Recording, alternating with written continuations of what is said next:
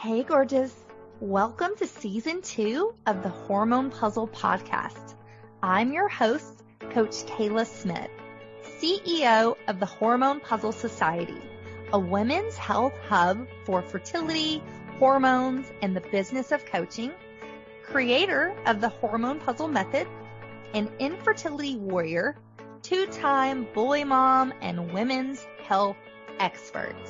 This podcast is for women struggling with infertility, painful periods, terrible PMS, or really just any symptom of hormone imbalance that they are ready to eliminate for good. Tune in weekly as we interview amazing experts in the fields of women's health, breaking down those hormone walls, nerding out on nutrition, and having way too much fun. Whether you're beginning your journey or you've been struggling for years, we're going to finally help you put those pieces of your hormone puzzle back together so that you can get pregnant and eliminate those pesky symptoms for good. Are you ready? This season is packed with even more expert guests sharing groundbreaking knowledge, giving you that jolt of energy that you so desperately need, sending you lots of virtual hugs, and inspiring you to take your fertility into your own hands and make that baby. Thank you so much for tuning in. Now let's get started on your road to transformation. Today's guest is Dr. Shawn Haywood. She is a relationship and intimacy coach with 21 years experience. Shawn has guided and helped nurture the lives, relationships, and businesses of many powerful individuals and couples. She helps her clients birth healthy, deeply vulnerable, connected, loving relationships while learning to create strong boundaries, communicate kindly and bravely, and at the same time build profitable businesses together or in support of one another. Shawn has been seen speaking to organizations and leaders at companies like UPS and Coke, connection groups like GWBC and eWomen, and featured on television networks such as CBS and NBC, and countless podcasts like The Heidi Reid Show and In Your Pants. Although Shawn's career has been full of many outstanding triumphs, what fulfills her the most is her gratitude towards her clients. Shawn and her husband Chris are digital nomads and travel the world together in their Airstream with their two dogs, Little Girl and Squirt. Let's welcome Shawn to the show. Hi, Shawn. Welcome to the show. Thank you so much for joining us. Hello. Thank you so much for having me. I'm so excited. Yes. So tell me a little bit more about you, kind of your journey into becoming a coach and working in relationships. Yeah. So as you can imagine, over 21 years, it's been quite an evolution. And I started out working with young athletes from a sports psychology perspective. And honestly, it just evolved from there. As you can imagine, that included working with families, and then you start to sort of peek behind the screen and see, other stuff that's going on. And it just evolved into this, beautiful space that I absolutely adore working in now. Yes, I love that. And how did you start working in this? Did you have your own struggle with relationships, or was it just something that you were always interested in? Yeah, so both. So I married my high school sweetheart and was divorced at, how old was I? 32. I'm 48 now. Chris and I have been together for 10 years. And we had, a lot of interesting struggles, both of us growing up with, a significant amount of trauma and sort of wading through that and figuring out, just the relationship stuff was so tricky because we we had no models. We had no idea what a great, healthy, connected relationship meant. And so we got divorced, and interestingly, we divorced as like beautiful, loving friends, which isn't very common, but No. that was really important to us, because we had known each other for our entire lives, Yeah. And then Chris and I got together, and, of course, as always in the beginning, it's amazing. You're filled with passion and love. And then all of a sudden these like similar issues started coming up. And Chris and I, we went through a number of miscarriages and struggled with our own fertility, and ended up, really needing to surrender that process. And we got to a space where we were really at a crossroads and didn't know what to do. We were not feeling connected. We were arguing a lot. I had a lot of anger. He had a lot of shutdown. We didn't know how to marry those and open up and be vulnerable. And, finally one day we had this really vulnerable conversation together. And it was we'd been together for years, but it was truly the first 100% honest, vulnerable conversation that we had together, which I hear from couples all the time. And we decided that we were not giving up, that we were going to make this work no matter what it took, no matter how many stones we had to unearth.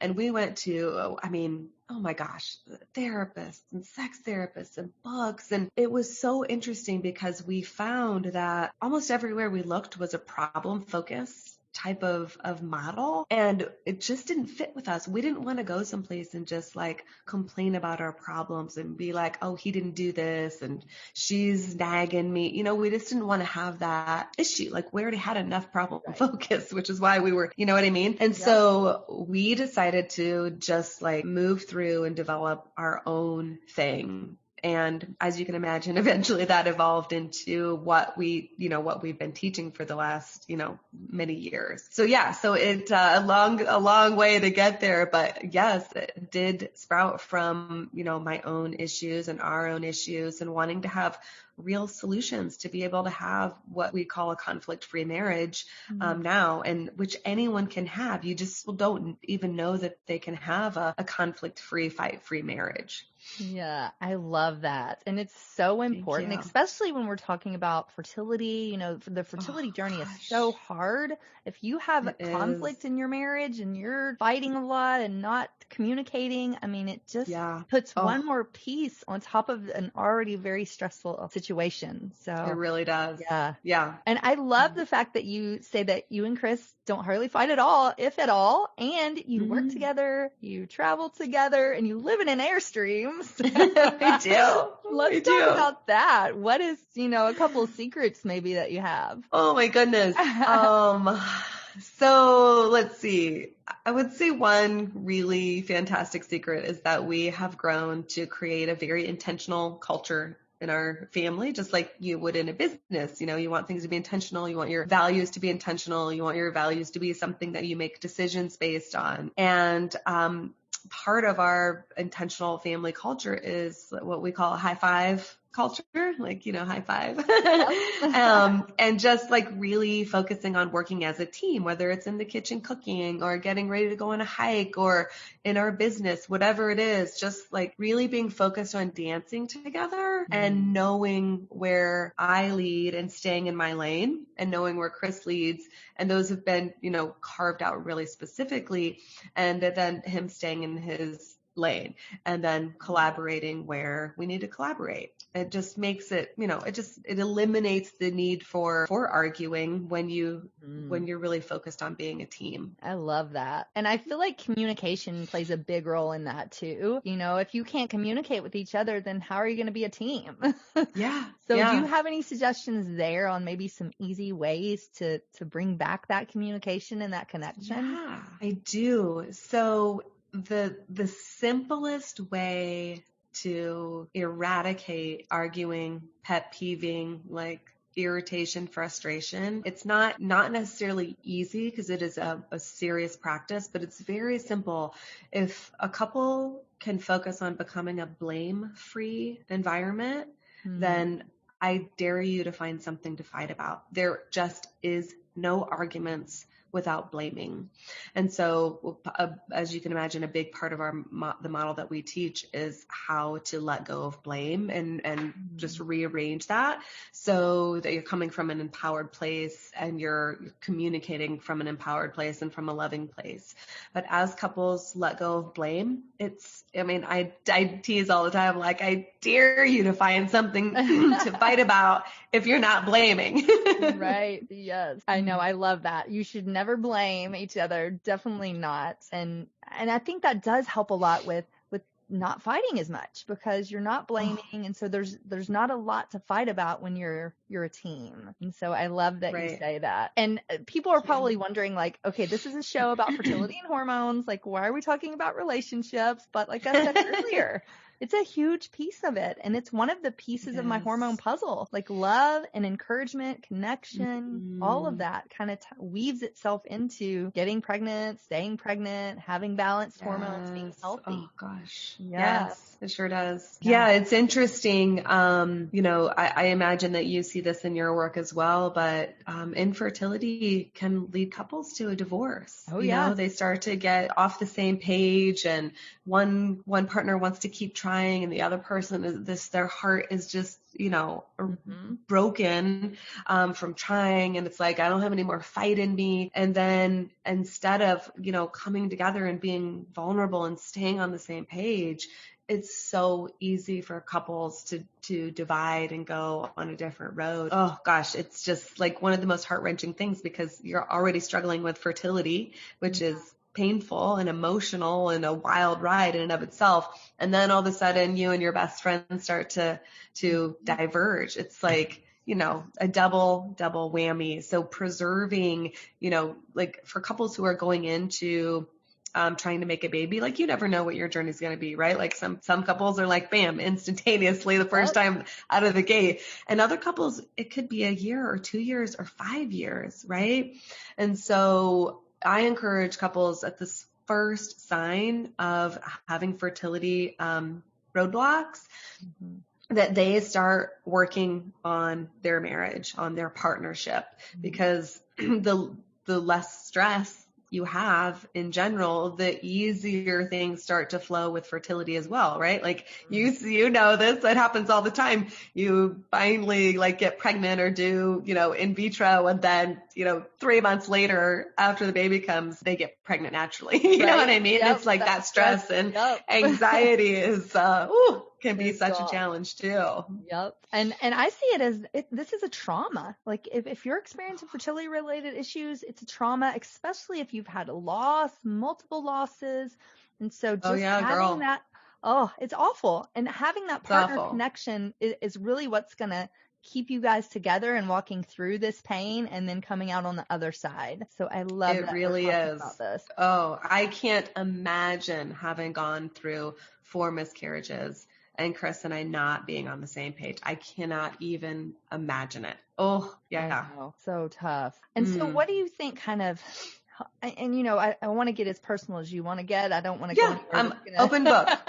I'm an open book. But what do you think kind of contributed to you guys being able to walk through that together? Oh, we had laid a lot of groundwork in our relationship, but I would say one of the most powerful things at one point, I can't remember how many years ago, 7 or 8 years ago, when Chris and I hit our crossroad. One of the things that we did, so in our new year, we come up with a theme for the year. I like that. That we just like dedicate to, and that's what our reading is about. And it's always a spiritual theme. Yeah. And this particular year, we dedicated our marriage to vulnerability, raw, unbridled, fearless vulnerability. Wow. And it's interesting because so many people just don't really know what vulnerability means until you start to practice it and remove the roadblocks, because there's so many secret fears and secret shame. And, and because Chris and I had that, I was able to say, like, through tears, I think I'm just broken, like I'm broken as a woman. I'm supposed to be a mom, like all this stuff that goes through your head that in hindsight, isn't true. But in the moment, having the ability to just share the ickiest stuff that was going on inside of me was enormous, was huge. And then for Chris to, be able to do the same and share his fears and, then watching me, in the hospital and passing out in pain and going like, we're not doing this again. We're not, he was scared to death. Yeah. And so, but really being able to share every bit of detail of our emotional stuff was completely like the safest, most nurturing thing we could have done for one another.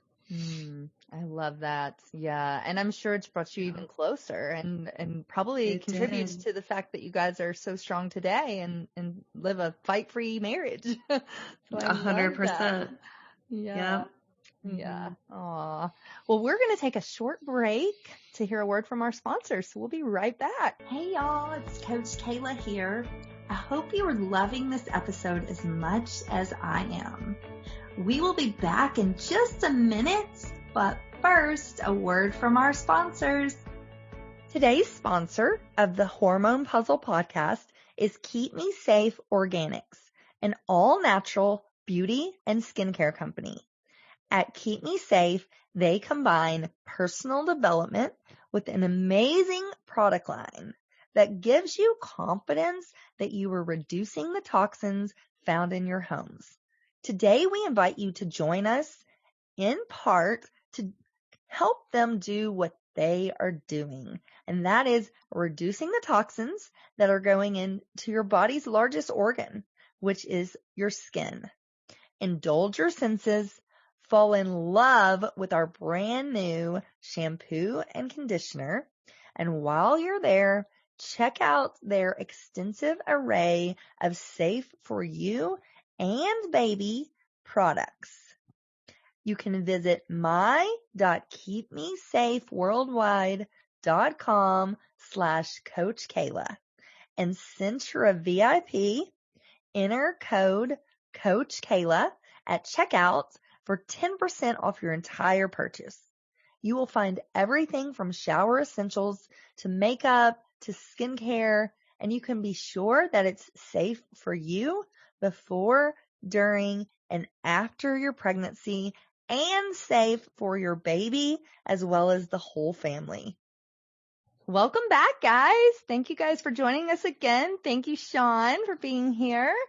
Thank you. Now we're going to switch gears a little bit. Let's talk more about sex and intimacy and how important, how important that is in a relationship and in, especially when you guys are trying to make a baby. It's really important to not have that we got to do it now mentality and more of that I want to do it because I love my husband. So talk to us a little bit about that. How do you see sex and intimacy in the relationship? Oh gosh, there are so many angles that we can come from. I guess I would start with just bringing a little bit of normalcy to some of the women that are, watching your show and in your group. There are about 83 to 85% of women in the United States, the numbers are very similar in other countries, that experience low to no sexual desire. It is a really, really, really big number. I have no doubt that you see that in some of your clients. Oh, yeah. And so when it gets to, if you already have low sexual desire, right, when it gets to baby making time, it can be a lot about like, okay, it's time, right? Like our thermometer says so, right? Little strips say it's time. Yeah. And then it can be like, okay, let's just, get it done instead of being this like loving, nurturing environment, right? So I always encourage couples who are working on fertility to make sure that they're doing what they can to help her want to have sex, right? To raise her sexual desire. And there's so many ways to do it. And the first thing I tell women is that you are normal. You just don't know how to tap into your sexual desire. And that is it. Like, it's not rocket science, but it is not prevalent science. that there are two types of desire, and that, men have a dominant spontaneous desire and women are dominantly responsive, right? And so many women are like, oh, I should be able to just, get turned on right now. And when they can't, when they don't feel like it, they're like, oh, my husband always wants to have sex. And sometimes it's flipped, right? Like 90% of men have spontaneous desire. So there is that 10% that are responsive desire, and the switch is flipped. But most of the time it's a struggle for the woman, and just like having a little bit of that normalcy brought back to them, and like, you are not broken, there's nothing wrong with you, you and your partner just don't know how to access it yet, right? And that's just a learning curve. So as they're working on making babies, it's super important to get that piece squared away so it doesn't feel like a job, especially if you're taking a couple of years to get pregnant, right? You don't want it to feel like, okay, well, it's time again. Right. Yep. I know. That was how we were. I felt like I kept having this thought, and I know a lot of people listening, because I talk to clients all the time that say the same thing. And I would look at my husband and I'd be like, I'm so attracted to him. Like, I don't understand why I'm not in the mood ever. And we're trying to make a baby. So I need to get there, but it does. I have that responsive desire. Once we started slowly getting there, then I would be in the mood. So I feel like that's pretty common. It really is. Yeah. It really is. And such there's so many powerful little tidbits to the responsive desire, like teaching women and couples, to understand what her like brake pedals are and what her gas pedals are, because, it's not, it is partially about foreplay, of course, but like foreplay is all the time for a woman, right? And so understanding what her gas pedals are unbelievably important, but almost more important is to know what her brake pedals are, so she and her partner can learn how to keep the brakes off. Because you could have your and a little bit what you were just describing, like, I'm so attracted, so your gas is all the way down, but somewhere in there was a brake pedal that was also down, that makes it a mismatch. Does that make sense? Yeah. And I think sometimes that's, the house needs to be cleaned, and now that we do have kids, some of my, clients are secondary infertility. So once you throw a kid in there, you're like, the kid, the first kid needs to be taken care of. And so it's a lot of that. Maybe you're attracted to your partner or your husband, but there's so many other things that are taking precedence over that. That's right. Yep. Brake pedals abound. Yes. So what are a couple tips that could kind of help us to be balanced? So the gas pedal's on more and the brakes are let off a little bit, so we can kind of middle to make that baby. Yeah, that's a great question. So there, as you might imagine, gas and brake pedals are unique to everyone. But some of the most common things I see for brake pedals are like a variation of what you just said, but being sort of stuck up in here and being on the hamster wheel of, I have this to do and I have that to do and I have this to do and I have that to do, and the house is dirty and the dishes and the kids need fed and diapers need changed, right? So whether those things are eminent in that moment, right, is very rare, right? Like all of the laundry list that's going through a woman's head is not eminent in that moment, but because she's in that story, then it feels right like there's so much pressure. So there's a lot of mindset work that can be done, and not like laborious or long term. It's just to get a few things in place mentally so that she can be like focused on one thing at a time and not feel that there are 1,000 things that she's not doing. Right. And that's just like being a caregiver. Women are socialized to be the giver, the giver, the giver, the doer, the giver, the doer. Right. And so it is super common and a learned skill for women to have 45 things on their brain and feel like they can never do them all. Right. Yep. Similar to being a business owner, right? Like your list is never done. No. And as a mommy, your list is never done, or trying to be a mommy, your list is never done. So there's some pieces there around like getting out of the mindset that keeps you in this sort of state of like, no, thank you, right? Like my brakes are on, I don't have time. And then one of the first things I do with couples, regardless whether they're, trying to make babies or have babies, is teach them systems. So again, like an analogy with a business, if you don't have great systems, you're probably not going to have a great business. With home life, I see so many couples with, few to maybe a little more than a few systems. So for example, dinner time for most families is like a chaotic, like, oh my gosh, what are we going to do? Okay, forget it. Let's just get takeout.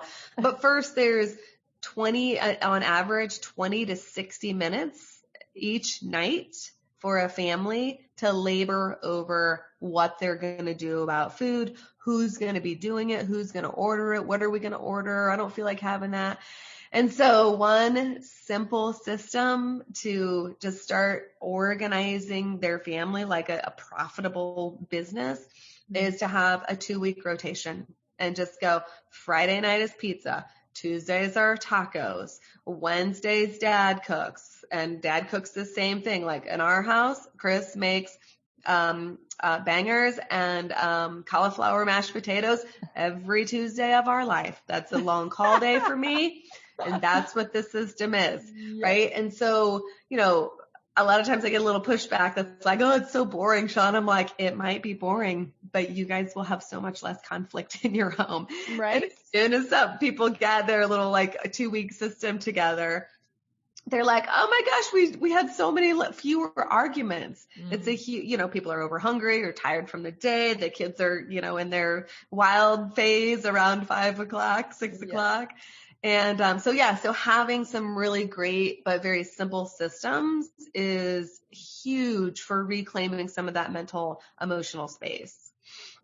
I love that. And I talk a lot about systems too in my business. Oh, you do? And Yay. yes, putting in like meal planning and making sure that you're just like organized and your bedroom is free of clutter so you can sleep right, and your pantry is free of clutter so you can make healthy meals. And so, systems are very, very important and do relieve a lot of stress. Yes. Yeah.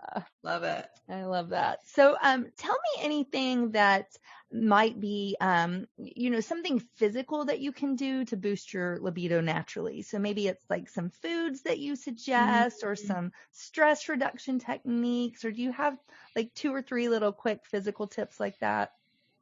Yes. So I'll take this in a couple of directions. So, one is like moving a partnership into like a more vulnerability inside the bedroom. And then there's like getting to the bedroom. So the getting to the bedroom piece, in terms of something physical. So this is interesting because this can be a brake or a gas pedal for different women. So like petting, touching, massaging, right? Like just like having your sweetie just like, give you some cuddling, some coddling. And what is really important about that is that, and Chris was great at doing this for a long time, because when he would start to touch me, I would start to feel pressure, right? Like, oh, okay, he wants sex, right? Right. I feel the same sometimes. So like, grabbing my hand, he's going to want to have sex now. Exactly. And that's one of the most dominant brake pedals for women, because we have been socialized to believe that if they touch us, the only reason they're touching us is for sex. Okay. And if he has spontaneous sexual desire, he's always an open door. Right. But that doesn't mean that's always what's on his mind. So, Chris and I just started putting, again, a system together where he would just say, I'm just touching you to touch you because I love you. I'm not trying to have sex with you. And immediately I would be like, oh, thank God. Right. And just soften. And that softness would actually allow the gas pedal to turn on. And because the pressure, right? So have with lower sexual desire, which isn't really low sexual desire, it's more of a conditioning and also having responsive desire. Mm-hmm. So women are really conditioned though to perceive pressure really quickly. And so as soon as there is any sign of pressure, that brake pedal is to the floor. Okay. Mm-hmm. And so the process of teaching couples to eliminate the perceived pressure, because sometimes it's just totally made up, right? Like there would be times I'd be like, are you trying to have sex with me? And he's like, no, like it wasn't even on his mind. And I just like, we just make our assumptions because they're being affectionate. So we have to learn how to have safe touch in a relationship, that we're being, again, 100% raw, unbridled vulnerability. Hey babe, are you trying to have sex with me? Yes, I am. Oh, thank you for telling me. I'm not in the mood, but I would like you to touch me. Are you up for that? Right. And so the conversation just can shift in so many powerful ways. And then the other times where he's like, no, I'm not. And you're like, oh, okay. So then I can just like let that stress response go and, move on with the day. So something that's a really nice, like warm up for couples who experience the responsive desire is to just have, like a time of day, like right when you crawl into the bed. So let's say, perceived pressure is a really big brake pedal. And you just decide as a couple, like, okay, the next 7 days sex is off the table, and we're just going to practice safe touch. And so, it might just be like petting or massaging or cuddling, right? Because so many women like dodge their husbands when they get into the bed because they have this like guilt that's like, oh, if I touch him, it's going to lead him on, and then he's going to feel rejected, right? There's so much of this stuff in our heads. It's like, I don't know how anybody ever makes a baby. Right. So there's these like little bits and pieces that we can do to start like getting rid of that pressure and just like safe touching, but communicative touching. Mm-hmm. Like, hey babe, I'd like to pet you, or hey sweetie, will you pet me with no agenda? We say petting in our house, so it might be another thing. Can you pet me with no agenda? And like our partners love us, like they want to touch us. They're not just, we're not just a sex thing for them, like they love us. We sometimes don't give them enough credit. Yeah, totally. So like setting up systems for safe sensual touch is a really great space to start. I love that. And do you have any foods that you say kind of boost libido or no? I generally encourage women to eat in ways that just honor them. As a woman, from the time we're 6 years old, we're taught that we're not the right size, or our boobs are too small or too big, or, like there's so much stuff. And so I just was listening to some new data. Half of 6-year-olds already feel like they're too fat. Oh my like goodness. 50% of 6-year-olds in the United States, right? So generally the journey that I teach women are like, like nuts and seeds, like those good fats and avocados, and but also just like whatever is nourishing, right? Like get more salads, get more greens, some hearty soups. But from a standpoint that it feels honoring and that your digestive system is working well. And I refer women to women like you because they, their digestive systems, or they have autoimmune stuff, or, whatever that's making fertility even more of a challenge. But yes, in general, just like, what's really nourishing and from the earth and humanely raised meats, like that, to me, that's also a part of our spiritual practices in our home. So yeah. I love that. And I talk too a lot about just eating with all your senses. Make it a pleasurable experience. Like taste that food and smell it and feel the textures and just like it chew. Chew it, enough times so you can get all the digestive juices flowing, and just make that experience, an experience instead of just shoveling food in your mouth. So yes, I love it. Yeah. So tell us a little bit more about your programs. I know you just released a new, a Jumpstart program. So tell us about that. Yes. So, a couple of programs that we always have going on. So one is our 5-day kickstart to fix your marriage and make it bulletproof. And I always tell people, like, your marriage doesn't have to be broken, right? It's just 5 days of really juicy actions and practices that couples can dip into to start to have more alignment, to sometimes even slow down, right? Like as a couple trying to make a baby, slowing down is huge, right? Like you can't be just madness all the time and then expect to make the sacred space, right? Right. So it's a 5-day kickstart that is free on our website, reimaginelove.com. And if you scroll to the bottom of any page, it's there to just, click on and register, and it will pop into your inbox. And the other program that we always have going on, and this is one to send me a message about. It's not just online. We do launches throughout the year. We're getting ready to start it in 2 weeks. And it's called Women Raise Your Sexual Desire. And it is, just a beautiful, very detailed course on raising desire, but also creating that connection and teaching couples how to have those conversations in a very step-by-step way, because it can be scary to step into that vulnerability and share your real feelings about desire. So Women Raise Your Desire is another program that we have just throughout the year. And I can be reached at Dr. Haywood, Dr. Haywood at reimaginelove.com. I love it. And we'll put information about that, your website links, all of that in the show notes so everybody can find it. Yeah. Any final thoughts before we close? Oh, final thoughts. I guess in terms of final thoughts, I just always encourage couples to not settle, right? Like you don't have to have the crappy stuff.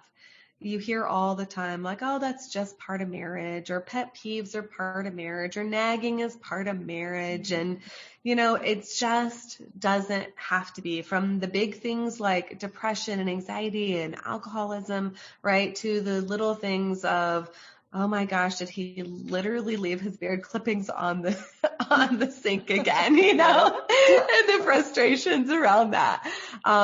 From one end of the spectrum to the other, I just encourage couples to know that they don't have to have the yuck.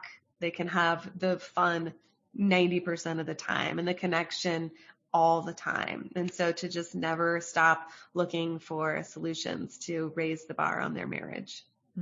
I love that. Beautifully said. Yeah. Well, thank you so much, Dr. Shawn. It was such a pleasure to talk to you again and to have you on the show. So I really appreciate it. Thank you. Thank you. You too. This has been such a joy, and you are such a blessing to the women that you work with. And I just love being here. Thank you. Yes. Thank you. All right, guys. Well, thank you for listening. And until next time on the Hormone Puzzle Podcast, bye for now. Hey, hang on just 1 second before you go. I want to make sure that you are aware of all of the amazing free resources that I have for you on my website at CoachKayla.com. From a fertility meal plan, a cycle syncing quick start guide, a holistic healing cookbook, as well as master classes, blog posts by me and some amazing experts in the fields of fertility, hormones, and nutrition. So many wonderful resources that will help you on your journey.